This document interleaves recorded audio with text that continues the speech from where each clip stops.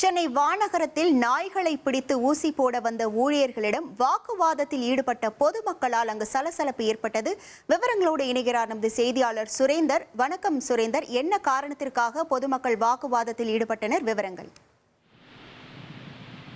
வணக்கம். சென்னை வானகரம் ஊராட்சிக்கு உட்பட்ட பகுதிகளில் கடந்த 2 தினங்களுக்கு முன்பு 9 வயது மதிப்புடைய சிறுவர் ஒருவரை நாய் ஒன்று பயங்கரமாக கடித்து குதறியது. இதன் எதிரொலியாக தான் தற்போது அந்த பகுதியில தெரு நாய்களுக்கு ராபிஸ் ஊசி போடக்கூடிய சூழ்நிலை என்பது தற்போது வானகரம் ஊராட்சி மக்களால் முன்னெடுக்கப்பட்டிருக்கிறது.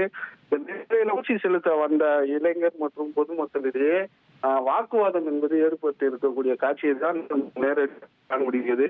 தெரு நாய்களை வலை வீசி ஊராட்சியை சேர்ந்த பொதுமக்கள் ஊசி செலுத்தக்கூடிய ராபிஸ் ஊசி, அதே போன்று தொற்று நோய் பரவாமல் இருக்கக்கூடிய போடக்கூடிய ஊசியை போடும் பணியில் ஈடுபட்டு வந்தனர்.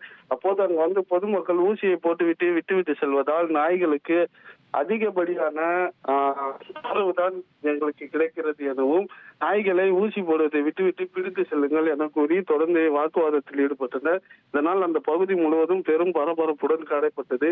இதனை அடுத்து தொடர்ந்து மாநகராட்சி அதே போன்று ஊராட்சியை சேர்ந்த ஊழியர்கள் நாய்களுக்கு ஊசியை மட்டும் போட்டுவிட்டு அங்கேயே விட்டு சென்றனர். இந்த சம்பவத்தால அந்த பகுதி முழுவதும் பெரும் பரபரப்பு ஏற்பட்டது. தெருநாய்க்கடி எதிரொலி காரணமாக ஊசி போட வந்த ஊழியர்களிடம் பொதுமக்கள் வாக்குவாதம் செய்த சம்பவம் பெரும் பரபரப்பையும் பதற்றத்தையும் அதிகரித்திருக்கிறது. விவரங்களுக்கு நன்றி சுரேந்தர். இனி செல்லும் இடமெல்லாம் செய்தி. தந்தி டிவியின் வாட்ஸ்அப் சேனலை ஃபாலோ பண்ணினா செல்ல இருக்கும் இடமெல்லாம் செய்தி. இதோ QR கோட் இப்பவே ஸ்கேன் பண்ணுங்க, ஃபாலோ பண்ணுங்க.